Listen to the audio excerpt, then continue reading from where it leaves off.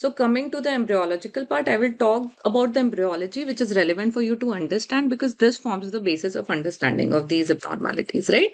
So the cord and the spine, they develop together, all right? And then these three processes are going on as early as from third to fourth week, and you start seeing ossification centers up to 10th to 12th, 10th to 11th week. And as early as ninth week as well, you start looking at the ossification centers. So something of this sort is developing, starting to develop very early as 3 weeks and evolves into like as up to 9 weeks, right? The things which go on ahead is a gastrulation, primary neurulation, and secondary neurulation. So gastrulation, what does gastrulation grossly do is for you to understand is it turns a bilayered embryonic disc into a tri-layered embryonic disc with formation of a mesoderm. All right. And then eventually that mesoderm gets differentiated. All right.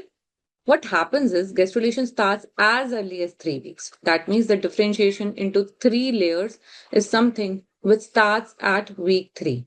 All right. Then it leads to formation of mesoderm. Mesoderm then again gets differentiated into a paraxial mesoderm. So that's a neural tube. That's a notochord. The adjoining soft tissue, the adjoining germ cells are dividing. And with the division, they have formed a paraxial mesoderm. This paraxial mesoderm is going to segment itself into different somites. All right. And then these somites are going to be differentiated into three kinds of cells, that is dermatome, myotome, and sclerotome. All right. And as the name goes by, they will form skin, muscle, and bone. All right. So that's the notochord, that's the neural tube, and that's the mesoderm. So when this mesoderm gets differentiated into three parts, it is going to form three things. One is the overlying skin. So it is going to come, it is going to encircle itself like this. All right. It is going to engulf this notochord, and will by engulfing this notochord, it is going to divide itself into sclerotome and dermatomyotome. Now, this dermatomyotome is going to form the skin and the paravertebral musculature. All right.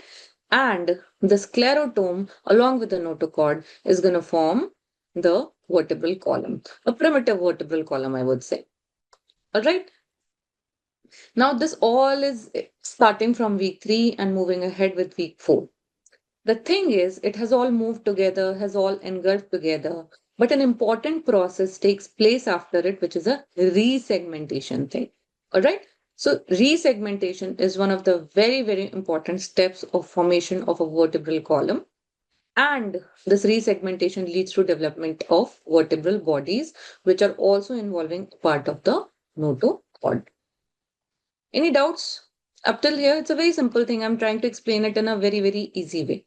Yeah, that 3 weeks is a period of gestation from the LMP. All right. So grossly, this axial mesoderm, again, try to engulf it, try to form a structure around it. This entire structure is going to form the skin, the muscle, and the vertebral bodies. The vertebral body is primarily developed by sclerotome, and the sclerotome has remnants of notochord within it.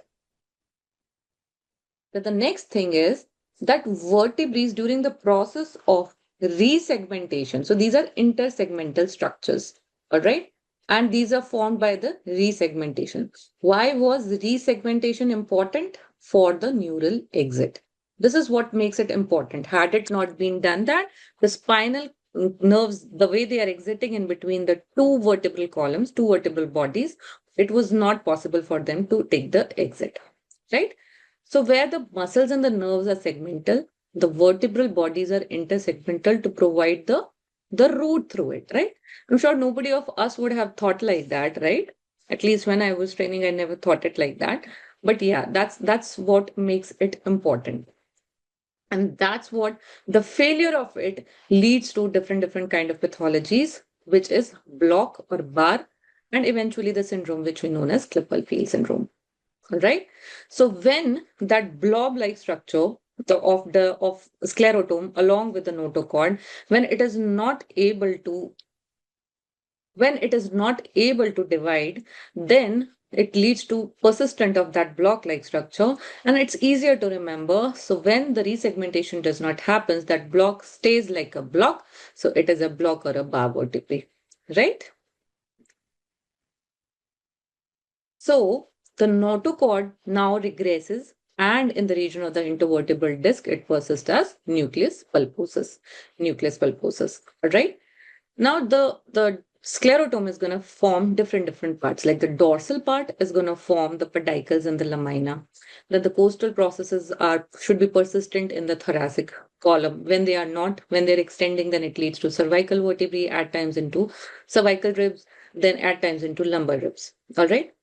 Followed by all these processes, these are fused and the resegmentation has happened. After that starts the chondrification. That is the cartilage formation, which is going to form the basis for bone formation. So this occurs by week 6. Okay. So now segmentation has taken place. Now the vertebral body is being formed by a sclerotome from one above level and a sclerotome from one below level. So both of them fuse together to form an intersegmental pattern of vertebrae. And now the process of chondrification starts. The ossification starts, this is primary ossification, that starts by week 7 to 8. All right. Secondary ossification starts somewhere around 13 to 14 years. Primary ossification starts in utero at a gestational age of 7 to 8 weeks. Okay. So the chondrification, that is the cartilage formation, has started by week 6, and they first form the cartilaginous model. All right. So now the vertebrae is in its primitive form of a cartilage, not very visible on imaging around week 6, week 7, week 8, till the time we start seeing the ossification centers. And around week 7 to 8, now first the signs of bone starts appearing. All right. However, when you scan a baby at 7 to 8 weeks, still the ossification centers are not that beautifully visible. All right. But yes, when the baby starts somewhere around 9 plus 3, 9 plus 4, 10-ish weeks, the ossification centers are relatively, in a good way, better way visible, right? However, they are very well visualized when you're scanning the baby at 12 plus 4 or plus 5. All right. So now we know, I think everybody knows that there are 3 primary ossification centers. One is for the vertebral body, and the 2 are for the posterior aspects, that is the lamina and the pedicles, okay, for the posterior elements. So one is in the centrum. All right. So the vertebral body, the future of this vertebral body, when it has not been completely formed, we call it as centrum. All right. So one is for the centrum and 2 are for the arches, which includes the pedicle and the lamina. And now the body starts ossifying. All right. However, now because of the presence of ossification centers, an incomplete ossification of the entire vertebrae, it looks like this. You look at this and you see like 3 bright echogenic dots, 1, 2, and 3. All right. And these centers are ultimately going to fuse early in the childhood.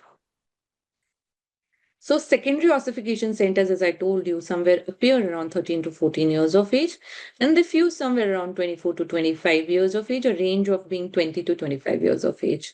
And for vertebrae, there are 5 additional centers, which are secondary ossification center. One is for the spinous process, 2 are for the transverse processes, and 2 are for the ring epiphysis, one which is at the upper end, the other one which is at the lower end plate of the body. And all of these fuse by 20 to 25 years of age. All right. So this entire story, I have tried to simplify it for you. In case you have doubts, please put it up. Otherwise, this is going to make your thought process and make your understanding relatively easy. Okay. Moving ahead. So this is how we are talking about. We are talking about the vertebral body. All right, that's the vertebral body. These are the costal processes. This is the pedicle. This is the lamina, and this is the spinous process. That's the cervical. Look at their shape, cervical, thoracic, and lumbar.